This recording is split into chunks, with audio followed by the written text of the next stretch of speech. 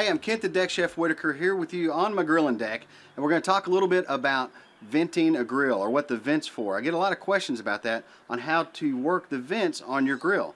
Now, for the most part, we're talking about charcoal grills for right now, so let me show you how that works.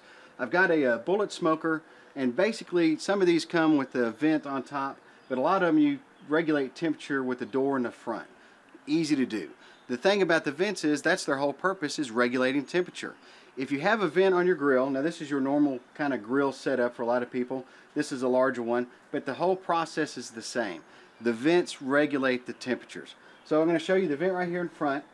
Got this little vent that moves back and forth. If a vent is open, it allows more air in, and that allows more of a burn. You can't have a fire without oxygen. If you limit the amount of oxygen coming to your fuel source, like the charcoal, then it's going to reduce the temperature. It's going to cut that out. So if you cut the oxygen, you're going to cut the heat. If you open up the vents, you're going to allow more oxygen in, and you're going to get more heat from your charcoal. Now, of course, charcoal is going to burn down, so eventually it's all going to just kind of burn itself out. But what you want to know about this, I'm going to turn this around real quick, is you got a vent on the front of most of these smaller grills, and let me show you, you have a vent on top. And what a lot of these will do is turn one way to open, and then turn the exact opposite way to close. So if you open up the one on the bottom and you open up the one on the top, you're going to allow the heat to rise through the top, and it's going to pull air through the grill, and that's going to keep oxygen in the grill, and it's going to keep your charcoal hot.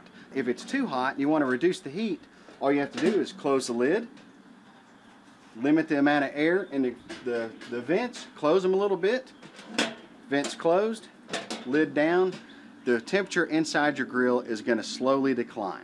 Now, always have like a water bottle or something like that so you can get rid of hot spots, but for the most part, a lot of these grills, you can regulate the temperature by working the vents, opening them to add more oxygen, more heat, opening the door a little bit, vents on the side, really simple. But there's another thing you have to think about with gas grills, so let me show you how to do that.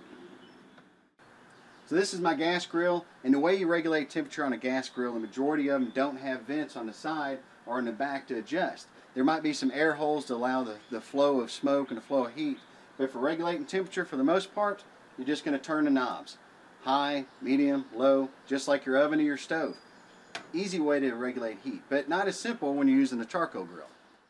So when you're regulating temperatures in the gas grill, knobs, real easy to do.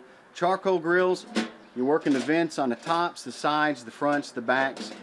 Something like a bullet smoker, some of them have vents on top, but the majority of them, you open the door, prop it open a little bit. The whole idea is to get the smoke, the temperature, the heat to start coming through your grill to increase the temperature. Open vent, more heat. Close the vent, close the lid, takes the oxygen out, charcoal starts to cool down. So that's the basic way to use the vent and their purpose on a charcoal and a gas grill. All you have to do is turn the knobs. Hope you enjoyed the tip. Till next time, I'm Kent the Deck Chef Whitaker. Look for me online at thedeckchef.com, and check out my books at your favorite bookstore. If they don't have them, ask for them. They can get them. Till next time, I'll see you at the dinner table.